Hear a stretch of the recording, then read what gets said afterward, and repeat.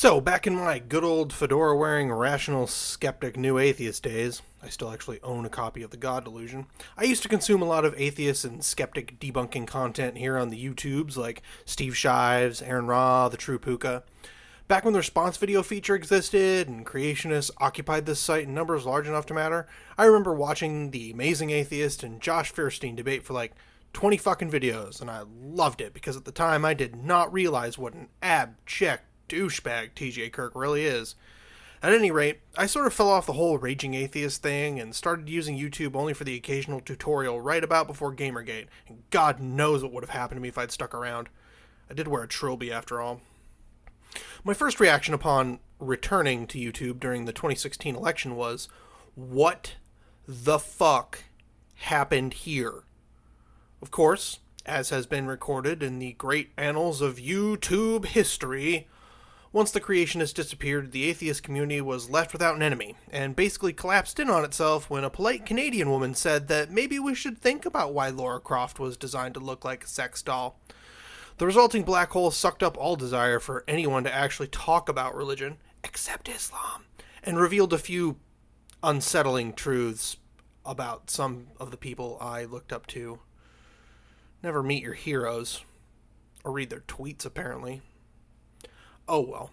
At least Steve Shives is still doing his An Atheist Read series. He doesn't anymore, but if you're interested in some rational breakdowns of religious apologetics, you should totally check them out. They're all still on his YouTube page. But once I'd combed through all the old videos that I'd missed from the creators who were still worth a shit, I wanted more. My consumption of political and entertainment content made up most of my viewing habits, but sometimes I just really need someone to point out like 20 logical fallacies in a minute. And lucky me, there's a whole new crop of rational skeptic YouTubers. And boy, have they quenched my thirst for videos that showcase people believing bad things for bad reasons, though not in the way I think they intended. Now let me be clear. A lot of these folks aren't your granddaddy's rationals. I'm not sure if most of them have it in them to be the tiny bunny man or the broken statue guy, though there are some who are clearly trying to be. They only sometimes touch on politics, some more than others, and in a lot of cases they approach their critiques with some genuine compassion regardless of what they believe. And that's really important for, being human. The ones that I'd like to focus on are definitely not edgelords, but they tend to have a bit of overlap with them when it comes to their talking points. I'm worried that they, or more likely the algorithm, may be funneling their viewers towards shittier and fascier content. I mean, not intentionally. I want to make it absolutely clear that I'm not accusing these newer skeptic channels of pushing people to the alt-right or anything like that. I just think that it's possible that some of the videos I'll address in this series serve as a jumping-off point for the darker depths of YouTube. I may or may not be referring to Millennial Woes' inability to properly light himself. And if you go down into the comment section of these videos, the alt-right, the white nationalists, the intellectual dark web heads are all there, ready and willing to direct you to the fascist reactionaries that I could make video after video dunking on, but better creators than me have them covered. So I'll lay off unless a new one pops up, or one of them comes up with a new talking point that they can all copy and repeat over and over like NPC. Part of why I want to do this, I think, is that these folks are making content that I would have just uncritically consumed a few years ago, and it frightens me a little when I see them use bad arguments or crap sources or not provide proper historical context. I wonder where some of their more problematic ideas may have led me once upon a time. Remember, I did wear a trilby. The first of these new kids on the rational block I want to talk about is a channel called Counterargument. Back in November, he released this video, which, as you can see, is an attempt to counter an argument made by Trevor Noah that protests need not be civil. Now, this video had multiple problems, not the least of which was the fact that the point which Noah was trying to make was not that protests need not be civil, but that the people who call for civility are often being disingenuous, and what they really want is for protesters to stop, and it's usually a sign that your protest is having an effect. Mr. Arguments seemed to have repeatedly misunderstood Trevor Noah, and I was going to eviscerate his argument and feed upon its entrails.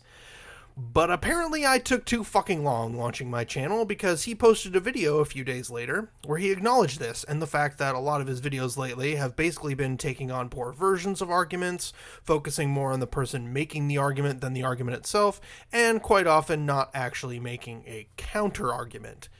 You know, like the name. Dude, you basically made my video. I was literally going to say all those things. I'd been mulling it over and over in my head at work instead of working. I come up with so many great punchy lines. You ruined everything. But despite ruining my fun, this turn of events made me genuinely happy. Counter-arguments, after commenters pointed out the flaws in his work, he owned it. He went through his past videos and showed where he'd done the things he shouldn't and where he'd done things the way he'd prefer. He apologized for a whole year's worth of content and promised to right the ship. In fact, the series of videos he put out after this are some of his best in my opinion. It actually made me want to make a new video that much more, and wouldn't you know it, right there in the block of videos he said were his best was the other video I wanted to eviscerate. I wanted to respond to these two videos because they both deal with protests. Now, Counterarguments almost never comes out and just tells you what he believes when it comes to political issues, so I'm going to have to make some assumptions when it comes to this subject. He doesn't comment much in his videos, and his Twitter and Facebook seem to exist only to promote his channel, which is fine, of course. Except he does use his Twitter to post arguments without any personal input or context, which strikes me as both weird and irresponsible, and contributes to the problem of pinning him down ideologically. He actually just posts videos that are titled, "An Argument Against Blank." I'm pretty sure this is an attempt at objectivity, but you can't just put out an argument or statement without contextualizing it. It's relevant that in this clip, Donald Trump is lying, Jim Acosta is actually trying to hold him to task, and Bill O'Reilly spent most of his career as a propagandist for the Republican Party, which may color his judgment and cause him to make stupid comparisons. It's relevant to this clip that the amazing Lucas is a right-wing reactionary shitlord who's lying about what Trump means when he calls the media the enemy of the people. I mean, for the love of God, this guy appeared on InfoWars. This makes him look less objective, as I'm sure is his intention, and more like he assumes that people already know these things, or worse, he just doesn't vet his sources.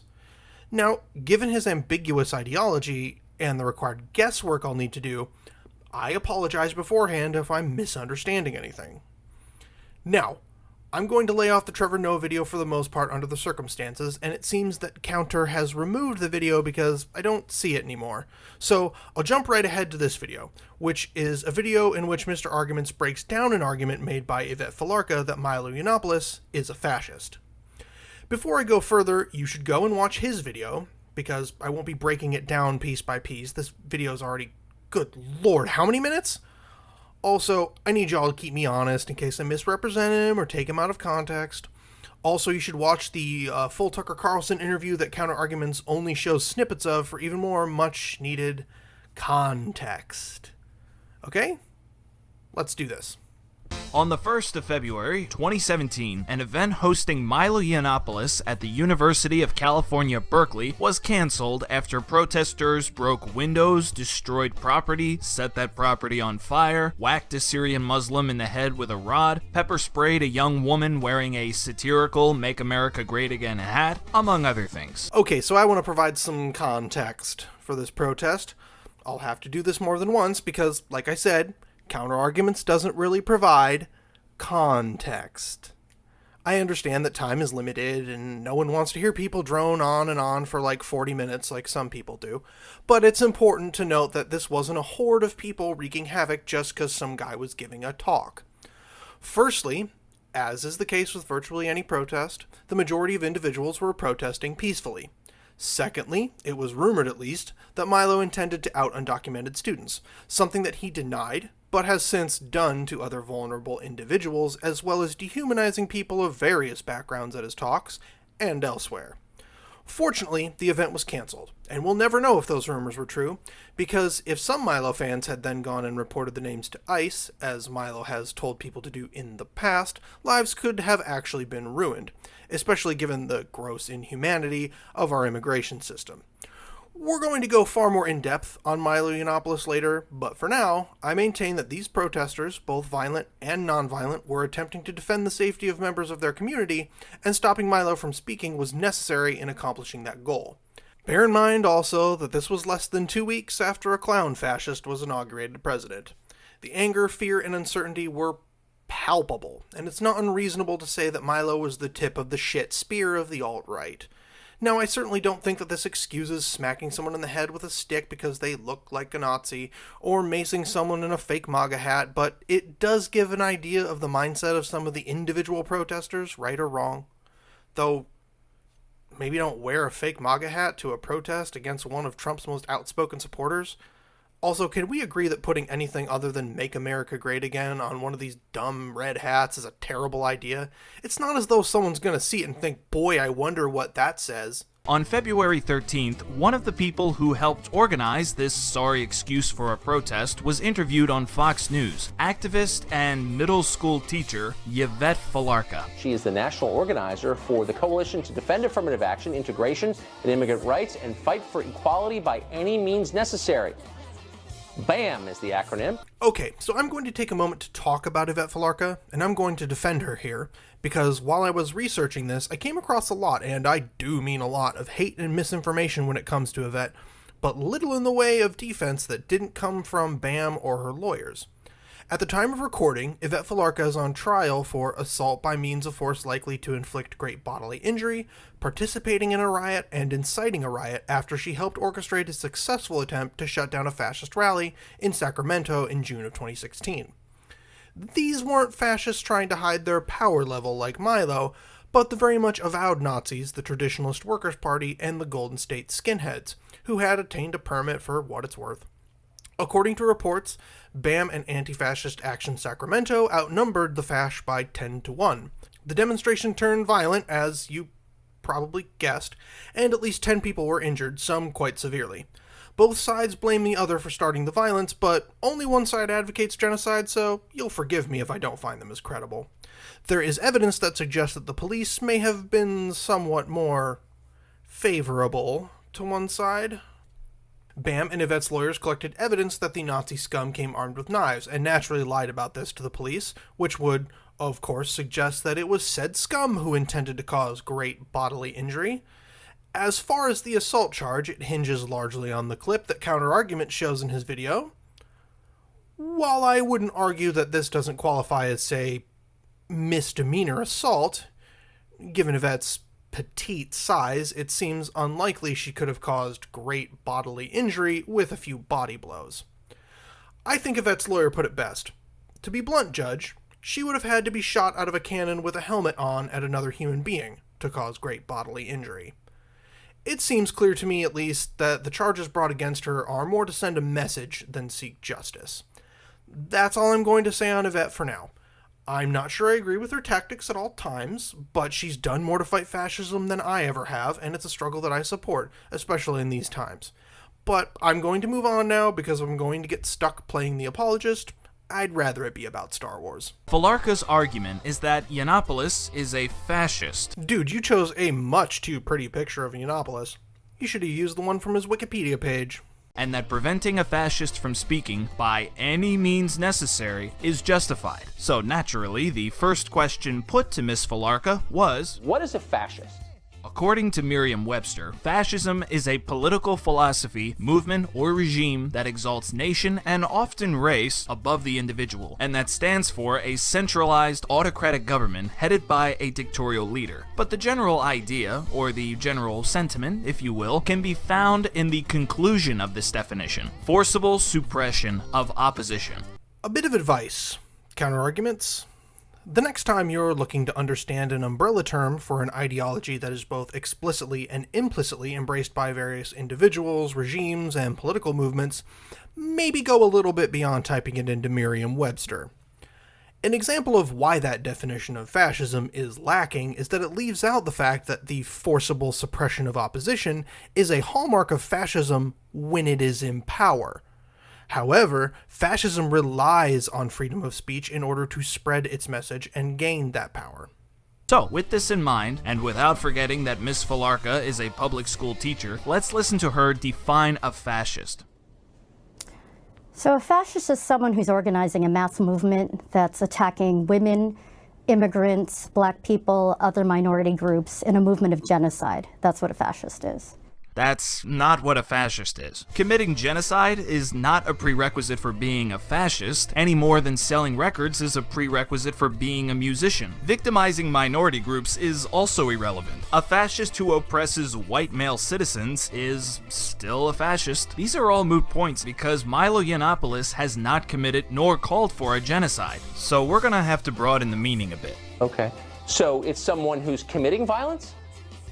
And it's someone who's committing violence and who's trying to organize other people to commit violence. Yeah, I'm going to breeze past Counterargument's misunderstanding of how power and identity relate to fascism in an American context for now. It's right here that Ivette falls into Tucker's trap by letting him define the parameters of her position. Now that doing and organizing violence have been established as inherently fascist for the purposes of this interview, it becomes difficult for her to justify her actions without Tucker going, "Who's the real fascist? Fascist?" She, to her credit, realizes this. If you only watched Counterargument's edited snippets of the video, you'd think she's a dum-dum who stumbles around refusing to answer questions. But if you watched the whole clip, you know she did a pretty good job pushing the interview back to how much of a piece of shit Milo is and how dangerous the growing fascist movement is. Counterarguments was only interested in the parts where she stumbled, and he left out the parts where she actually defends her actions and broadens her definition of fascism because that wouldn't jibe with his narrative. In truth, she held her own against Tucker and refused to play the game by his rules, which is the only way Tucker wins. Tucker lost this one actually, which makes me like Ivette more and makes me like Counterarguments less because he selectively edited this video to give the opposite appearance. Now, for most of the remainder of Mr. Argument's video, he applies Yvette's incomplete definition of a fascist to Milo and to Ivette, and by misrepresenting her and misunderstanding fascism and Milo, manages to do the one thing that Tucker couldn't and go, "Who's the real fascist? Fascist?" What I'm going to do now is demonstrate that Milo Yiannopoulos is in fact a fascist, or rather show how fashy he is, because it's not exactly a black and white thing unless you carve a swastika into your head, and there's not really one solid universally accepted definition of fascism, and it certainly isn't in the fucking dictionary.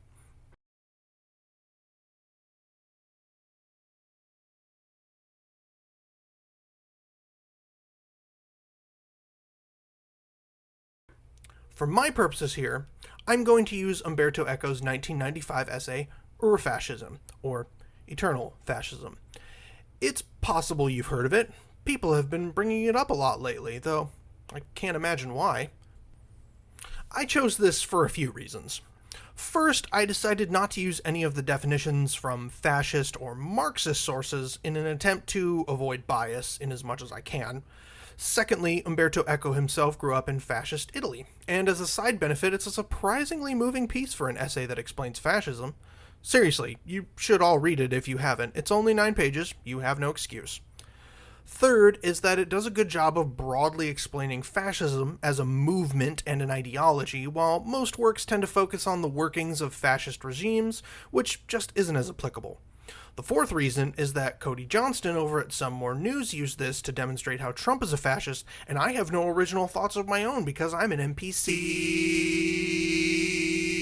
Before we go on, I have to let you all know that I will be using a lot of clips of Milo Yiannopoulos to show his rhetoric, and he says some pretty fucked up things, so here's a trigger warning. Warning! This video contains racial, homophobic, transphobic, Islamophobic, everything-phobic slurs. Seriously, Milo is such an abject piece of shit. How is he even allowed in polite society? The first feature of Fascism is the cult of tradition. As a consequence, there can be no advancement of learning. Truth has been already spelled out once and for all, and we can only keep interpreting its obscure message. Now, Milo Yiannopoulos talks and talks and talks about a lot of things, but his raison d'etre seems to be feminism, which is no surprise at all since he came into prominence during Gamergate. While his most famous quote on the subject is, "Feminism is cancer," he expands on that sentiment thusly. Do you believe in equality for women? Do you believe in equality for women? Any normal person does. I want women to so you're have actually a feminist then? Well, I would describe myself as a second-wave feminist, but the modern version of feminism, this ugly, sociopathic, vindictive, mean, spiteful third-wave feminism, which which is defined by misandry. Women agree with me, not with you. Now, you were asking me about sort of men going out to forage. It may be no bad thing that we let men be the hunter-gatherers, and women may indeed be happier focusing on bringing up children and building a home. Certainly, the women that I know that are in their 20s that have been told, or especially in their 30s, have been told they can have it all, they can have a career. They're living in a horrible apartment they don't like with a cat. They're miserable. They hate all their friends. They're not happy people. But so we, Christians invented consensual marriage, among other things. Respect for women, elevating women. Freeing them and allowing them to occupy their proper place and flourish. And all the rest of it. This happened under Christianity, and where there is not Christianity, women are treated terribly, like the Middle East. Well, no, the truth. By and large, in almost every case, is firmly conservative. The realities of the world, of human nature, of economics, the truth is conservative. Traditionalism implies the rejection of modernism. The Enlightenment, the Age of Reason, is seen as the beginning of modern depravity. In this sense, fascism can be defined as irrationalism. Now, I have to confess something, because my understanding of what Professor Echo is talking about here is not like modernism in general, but specifically in terms of modernist philosophy and art. Given that I am almost entirely uneducated on this subject, I'm just going to give this one to Milo. I'd rather not talk about a subject that I know next to nothing about, and I have so many more Milo clips to sift through.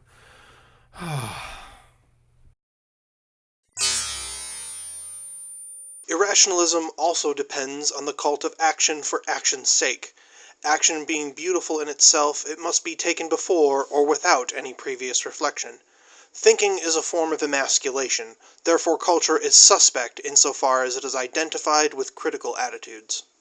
For decades, America has been run by the grievance brigade, by social justice warriors, hand-wringers, feminists, Black Lives Matter, all these groups that are preoccupied with feelings first and facts later. They spread conspiracy theories and propaganda about the wage gap, campus rape culture. This stuff isn't real. Of course, the sorts of people that this annoys are the sorts of people who insist that all the gun crime in America is committed by straight white males, even the stuff in Chicago. It's all straight white males. It's all the fault of toxic patriarchal masculinity and America's gun culture. Give me a fucking break.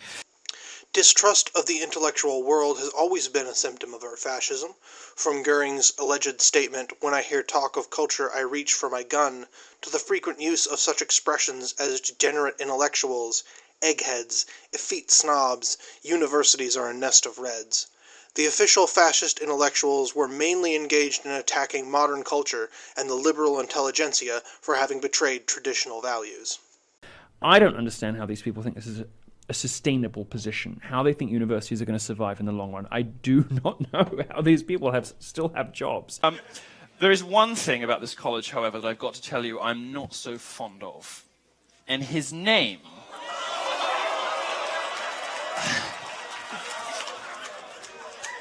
His name...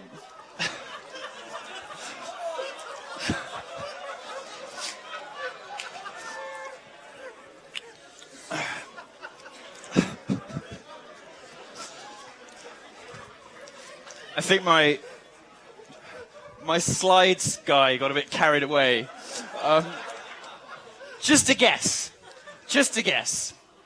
His name is Daniel Brewster. Daniel, and I understand he has a bit of a reputation on campus. I understand that he does. Now, Professor Brewster teaches sociology, which comes just a little bit above gender studies in my burger-flipping majors ranking. Not very far above. Anything ending in studies is guaranteed to be a pile of fucking horse shit.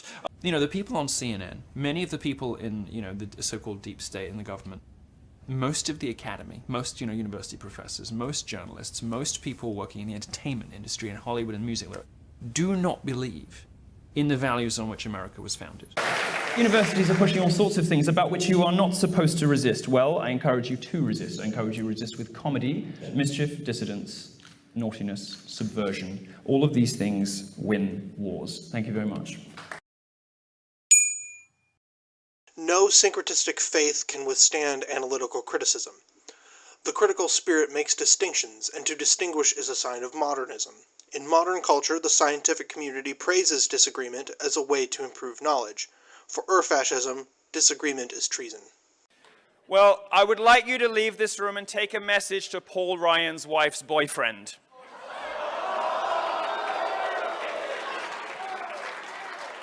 And that message should be, you got to stand behind Daddy. You got to get behind Donald Trump, because if you don't, this country will never, ever forgive you. And neither, by the way, will the rest of the world. These trigger warnings, you know, it's like, careful, something might be about to offend you or upset you. Yeah, that's what you're at college for. Like, get over it or leave. Seriously. Fascism grows up and seeks for consensus by exploiting and exacerbating the natural fear of difference. The first appeal of a fascist or prematurely fascist movement is an appeal against the intruders. Thus, fascism is racist by definition.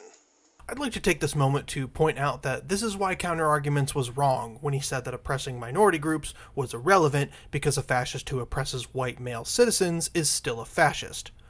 White male citizens, inasmuch as they are considered by the fasc to be white, male, and citizens, can of course be oppressed by fascists, but they will never be the targets of fascists.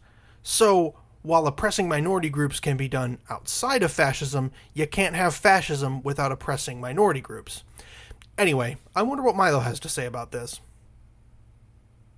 Oh shit, that's right. We'll have to look elsewhere. In Orlando, where 50 gay people were murdered and another 50... We should shoot back. You should shoot back.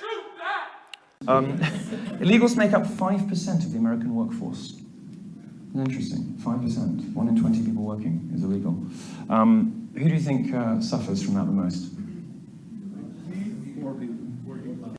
It's not just within Muslim countries that Islam and free speech butt heads, of course. In a 2015 Center for Security Policy study of Muslims in America, they found that 30% of American Muslims, and this goes back to what I was saying about violence before, 30% of American Muslims believe that it is legitimate to use violence against people who insult Islam. It should be noted that the Center for Security Policy is a think tank run by a wackadoo anti-Muslim conspiracy theorist named Frank Gaffney Jr. The BBC recently called the center not very highly respected, which, when translated from journalist speak to English, means right-wing shitbox of insanity, or anti-Muslim hate group, which is what the Southern Poverty Law Center calls it. The study was apparently an online poll of 600 people, so it's super rigorous. Please remember this every time someone cites this bullshit statistic at you. Also, I would be remiss if I didn't note that Milo frequently denies being racist by pointing out that his husband is black. This is Milo using his sexuality as a shield, behind which he can shout, "I can't be racist because I have a black friend." I've been to Australia, been to Africa. Wild game hunting.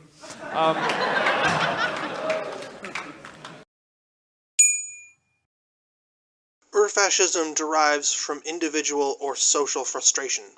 That is why one of the most typical features of the historical fascism was the appeal to a frustrated middle class, a class suffering from an economic crisis or feelings of political humiliation.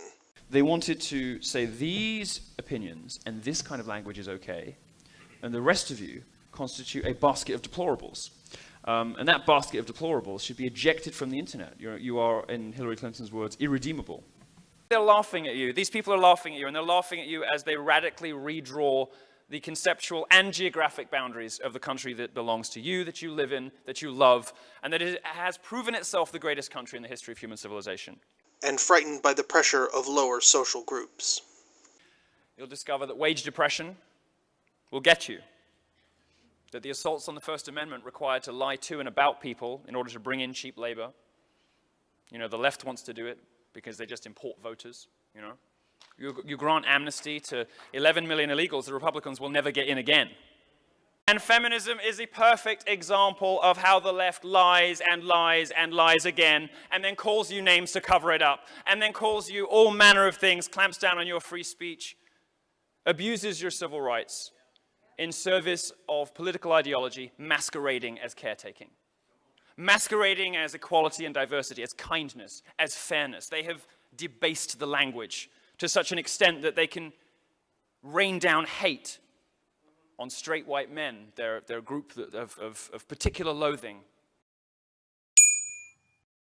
To people who feel deprived of a clear social identity, Urfascism says that their only privilege is the most common one, to be born in the same country. This is the origin of nationalism. Besides, the only ones who can provide an identity to the nation are its enemies.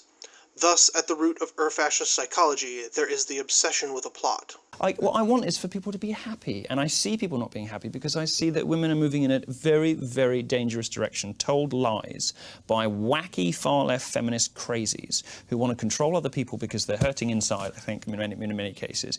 Almost every effort to control speech and shut down either abusive speech or hate speech is a feminist project. Possibly an international one. And this is what the left now does, because it knows that it's been telling you porkies, it knows that it's been lying to you, and it doesn't like being called out on it. In the era of social media where everyone can call them out on it, they need a new strategy. They need a new way of shutting you up.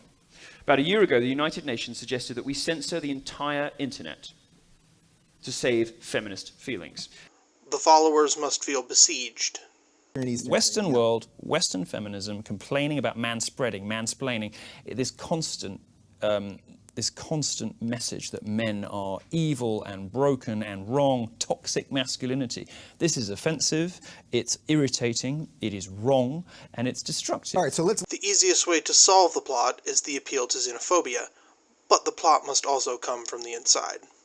These are the feminists who run Twitter, pandering to not just regressive social attitudes from Muslims in our own countries, but to Islamist terrorists. The really worst guys, the guys with the guns. The followers must feel humiliated by the ostentatious wealth and force of their enemies. However, the followers must be convinced that they can overwhelm the enemies. Thus, by a continuous shifting of rhetorical focus, the enemies are at the same time too strong and too weak. If you want to bully somebody, if you really want to hurt them, if you have some sort of internal chaos or damage and you want to impose order on the world outside because you feel so confused and broken and messy, the best way to do it today is to become a social justice warrior, because not only do you get the same kind of status in society the clergy would have done 50 years ago, but you also get media platforms, you get money, you get approval, you get applause. It is a tiny minority of hugely outspoken people whose words carry disproportionate weight because they whinge the loudest, because they're the loudest whiners. Because women have identified what the rest of us have seen because we have been watching more carefully, which is that modern feminism has turned into this sort of gruesome victimhood and grievance-oriented third-wave intersectional blue-haired overweight hell. And women want nothing to do with it because they recognize it's bad for women and it's bad for men, and they want nothing to do with these women. They think these women are horrible. These women are horrible, toxic, poisonous, awful influences on everyone, and they're driving the sexes apart. These women are incapable of functioning without the money and support and kind words and institutional backing of men. For Urfascism, there is no struggle for life, but rather life is lived for struggle. Thus, pacifism is trafficking with the enemy. It is bad because life is permanent warfare. You've got to stay free. You've got to stay strong. And you also got to vote in your own best interests. Most of the people here haven't really felt the full economic force of globalism and globalization yet, but you will. We live in times where, in which the First Amendment is basically gone for a lot of us. For me, certainly. Yeah. And even in the conservative movement, I'm held to different standards than everybody else. I could make an identical joke that Ann Coulter makes on Twitter. I'll get banned, right? When universities are basically destroyed, they're gone. They're on the way out. Big business has bought into social justice identity politics. The media is gone, destroyed. All of the institutions of civil society, the entire entertainment industry and all the rest of it, we are at war. We are at war. And I agree. When do you suspend? You ask the question, when do you set your Christianity aside, right? Well, there is, as you will know, such a thing as a just war. And in war, you suspend the ordinary rules because you have to kill people. Not in a just war. In other words, you have to kill people. Well, last night in Melbourne, I think the left showed us who they are and demonstrated that those wars are already here. The problem is conservatives and libertarians don't realize it and haven't started fighting yet. You need to start fighting, and you need to start fighting fire with fire. Elitism is a typical aspect of any reactionary ideology, insofar as it is fundamentally aristocratic, and aristocratic and militaristic elitism cruelly implies contempt for the weak. I delight in offending people. I think the grievance brigade, victimhood, the idea that hurt feelings are some kind of special currency, I think that needs to come to an end, and America agrees. Or fascism can only advocate a popular elitism. Every citizen belongs to the best people of the world. The members of the party are the best among the citizens, and every citizen can, or ought to, become a member of the party. This is a very young room, and it's not usual for a Republican candidate for president to fill rooms like this of people as young as this without them being, young Republican sorts. And I say that with love. The CPAC crowd. But you're very important because you are representative of a new political force in this country. And it's a force that, as a European, I'm very happy to see. I'm very hopeful about. It's a force that really is the only thing that stands between this country, the greatest nation in the history of human civilization.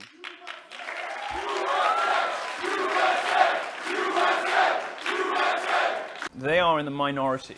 They don't reflect the views of the public. They're drifting ever further from the language and concerns of ordinary Australians and ordinary people all over the West.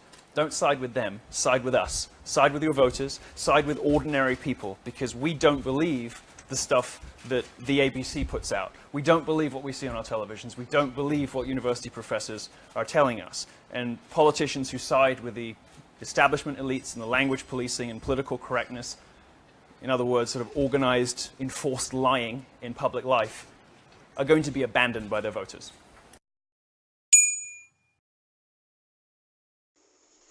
In such a perspective, everybody is educated to become a hero.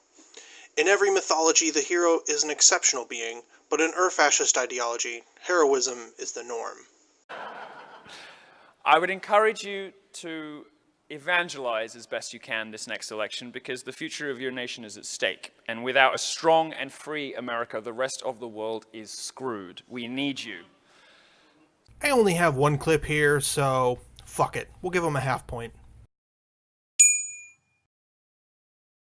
Since both permanent war and heroism are difficult games to play, the fascist transfers his will to power to sexual matters. This is the origin of machismo, which implies both disdain for women and intolerance and condemnation of non-standard sexual habits, from chastity to homosexuality. Right now, I'm sure you're thinking, aha, Milo's gay, so this can't apply to him? Well, you'd be surprised. You've spoken out against all these people, like you say you don't hire gay people. Oh, no, you can't trust them to show up to work on time. Too much drugs, too much sex, they never show up to work, always making excuses. No. I mean, not as bad as women, but no, I don't hire gays. But you know that's not, I mean... Oh, there we go. But, that's Just kidding. You're easy. You're very easy. Very easily triggered. It's pathetic. I made sure to keep the part where he says that he's just kidding to own those libs, so that I can assert that it doesn't matter if he is.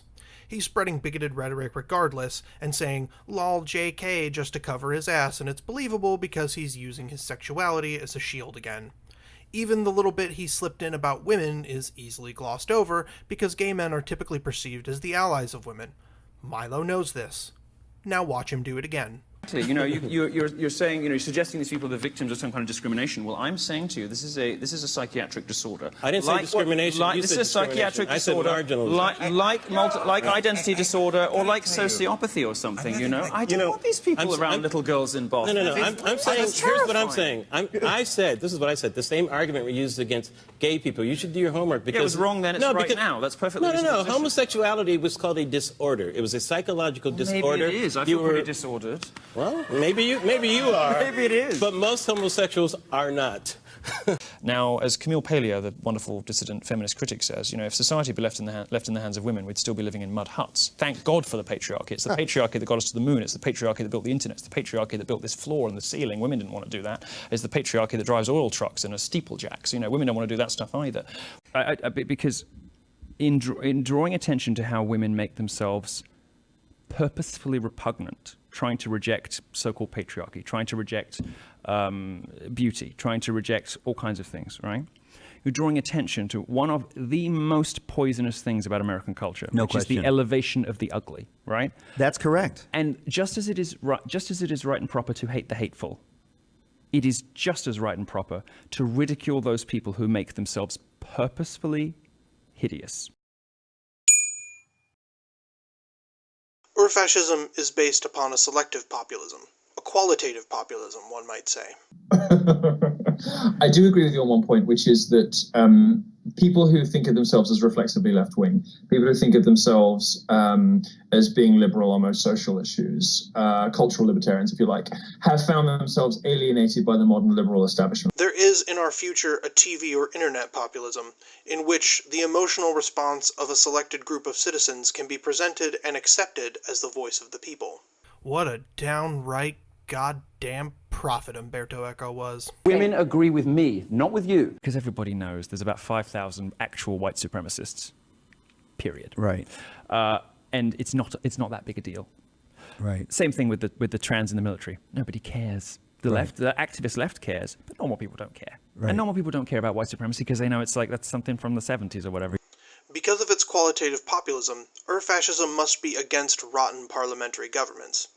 Wherever a politician casts doubt on the legitimacy of a parliament because it no longer represents the voice of the people, we can smell fascism. This is another point I have to concede, because in all the footage I've watched of Milo, I haven't seen him come out against Congress or Parliament. He'll rail against politicians in general, or take a dig at Mitch McConnell or Paul Ryan, but he never seems to question the legitimacy of Parliament, so I'll give this one another half point. Fascism speaks newspeak. For those unfamiliar with the term newspeak, it came from George Orwell's book 1984. If you haven't read it, why? Did you not have to read it in school? Anyway, read it. Newspeak is, simply put, a distortion of language, usually by the combining and or simplifying of words to constrict rather than broaden thought. Paradoxically, this can form new concepts that exist only in relation to an ideology or regime. A great example of this from popular culture is the use of the terms unwoman and gender traitors for women guilty of sexual crimes in the show The Handmaid's Tale. All the Nazi or fascist schoolbooks made use of an impoverished vocabulary and an elementary syntax in order to limit the instruments for complex and critical reasoning. But we must be ready to identify other kinds of newspeak, even if they take the apparently innocent form of a popular talk show. I maintain that the following, both what Milo has invented and what he has repeated, is newspeak. Feel free to disagree. Social justice warriors, the so-called deep state. Virtue signaling. I like to think of myself as a virtuous troll. Quantum superstate feminism, and exists in perpetual aggressorship and victimhood.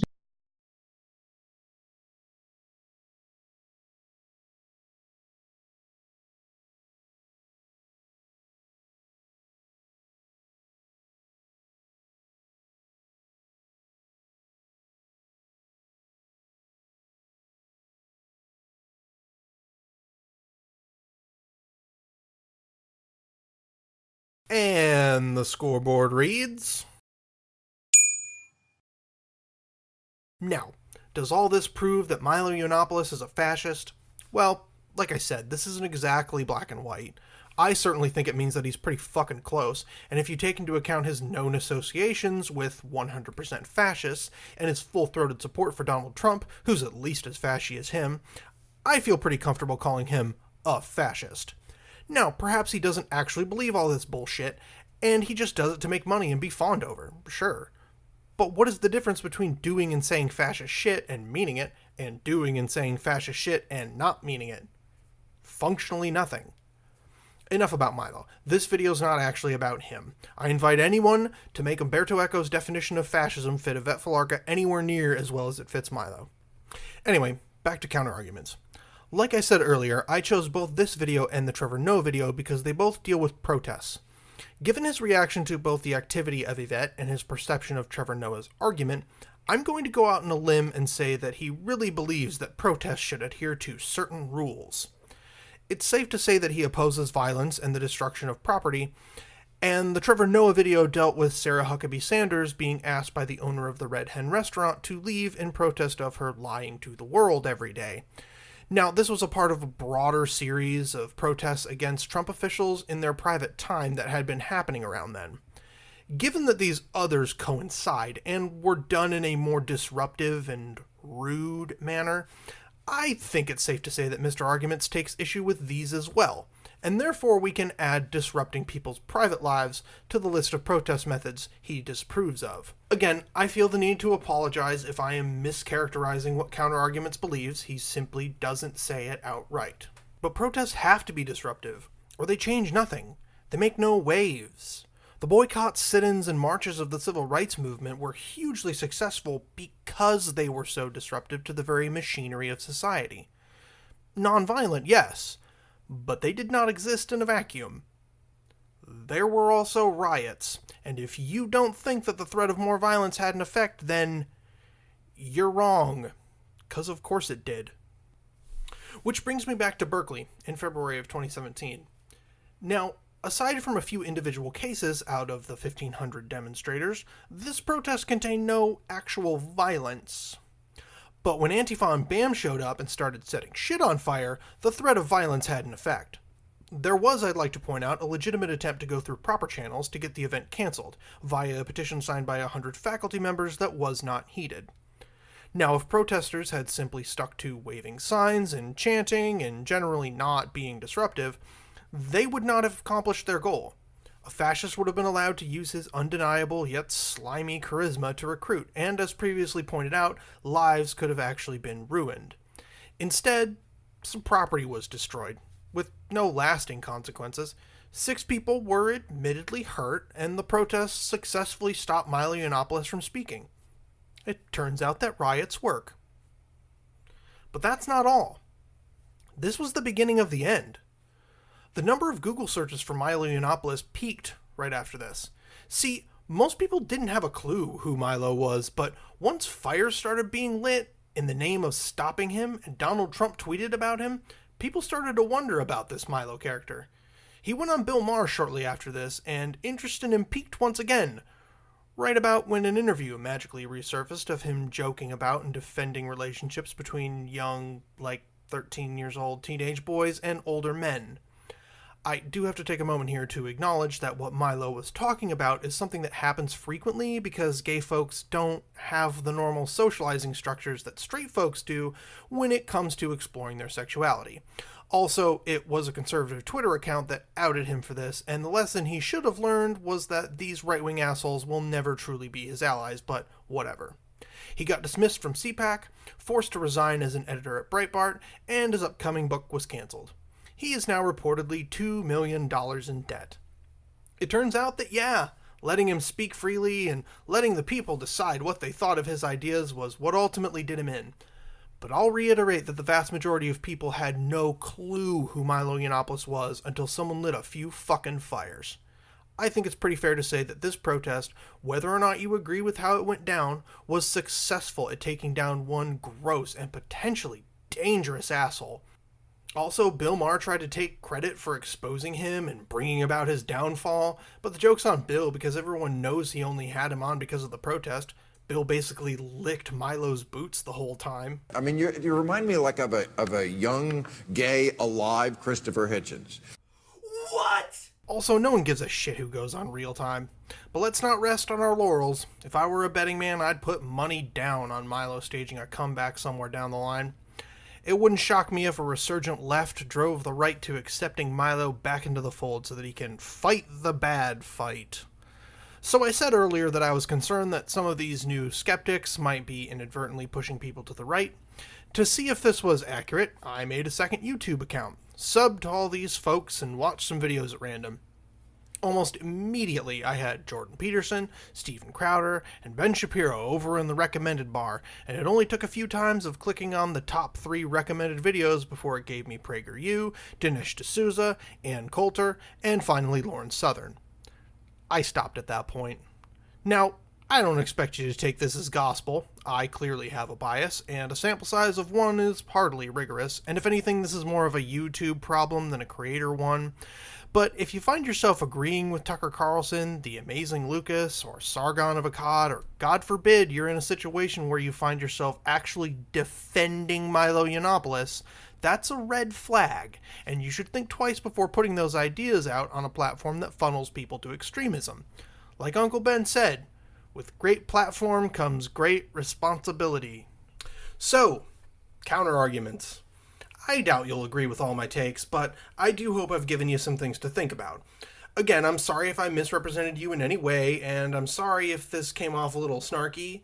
I had to watch a few days worth of Milo videos, and I think some of his bitchiness wore off on me.